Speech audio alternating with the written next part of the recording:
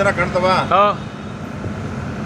ಏನಿವತ್ತು ನವ ಕರ್ನಾಟಕ ಯುವಶಕ್ತಿಯ ಆಧಾರ ಸ್ತಂಭಗಳು ಜನತಾ ನ್ಯೂಸ್ ಕನ್ನಡ ಇದರ ಒಂದು ಕಾರ್ಯಕ್ರಮಕ್ಕೆ ಬಂದಿದ್ವಿ.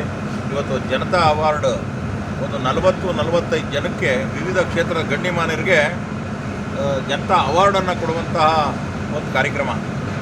ಬಹುಶಃ ಇತಿಹಾಸದಲ್ಲಿ ಒಂದು ಸಂಘಟನೆ ಮತ್ತು ಒಂದು ನ್ಯೂಸ್ ಚಾನಲ್ಲು ಈ ಮಟ್ಟಕ್ಕೆ ಅನೇಕ ಕಾರ್ಯಕ್ರಮಗಳನ್ನು ಇವತ್ತು ಏನೇನು ಕಾರ್ಯಕ್ರಮ, ಸಾಧಕರಿಗೆ ಸನ್ಮಾನ, ಫ್ಯಾಷನ್ ಶೋ ಮತ್ತು ಅನೇಕ ವಿಚಾರಗಳನ್ನು ಇಟ್ಕೊಂಡು ಇವತ್ತು ಕಾರ್ಯಕ್ರಮ ಮಾಡ್ತಾಯಿದೆ.